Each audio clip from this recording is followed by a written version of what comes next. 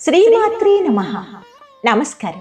పౌర్ణమి రాత్రి చంద్రుడు సంపూర్ణంగా వెలుగుతుంటే మన మనసు కూడా ఎందుకు ప్రశాంతంగా మారుతుందో ఎప్పుడైనా ఆలోచించారా? అదే సమయం లలితా సహస్రనామ పారాయణం చేస్తే జీవితమే మారిపోతుంది. ఇది కేవలం భక్తి కాదు, ఇది ఒక శక్తి అనుభవం, ఒక అంతరంగ యాత్ర. చంద్రుడు అమ్మవారి సంబంధం ఏంటో చూద్దాం. లలితా సహస్రనామంలో అమ్మవారిని చంద్రమండల మధ్యస్థ అని పిలుస్తారు. అంటే ఏమిటి? చంద్రుడి మధ్యలో నివసించే శక్తి స్వరూపిణి.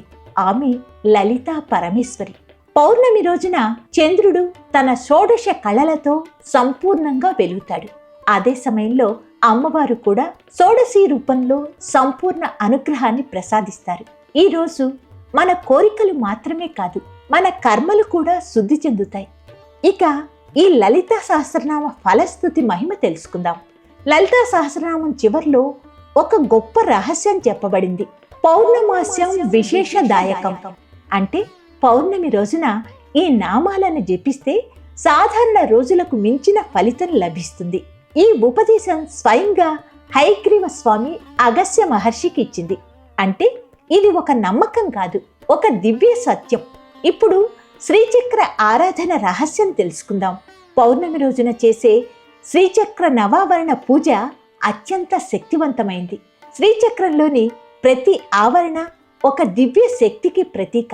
ఈ రోజున కుంకుమార్చన చేస్తూ లలితా సహస్రనామం పారాయణం చేస్తే స్త్రీలకు సౌభాగ్యం, కుటుంబానికి శాంతి, జీవితానికి స్థిరత్వం లభిస్తాయని ఆచారాలు చెబుతున్నాయి.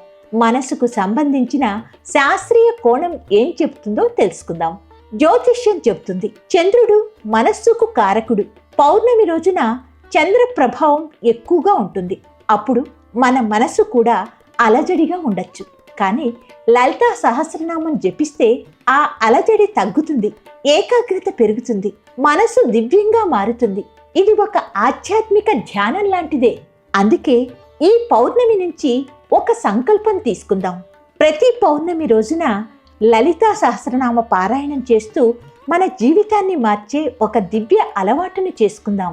ఎందుకంటే అమ్మవారి నామం మన కర్మను మార్చుతుంది, మన మనసును శుద్ధి చేస్తుంది, మన జీవితం పూర్ణంగా మారుస్తుంది. ఓం శ్రీమాత్రే నమః. ఈ వీడియో మీకు నచ్చినట్లయితే లైక్ చేయండి, శ్రీమాత్రే నమః అని కామెంట్ చేయండి.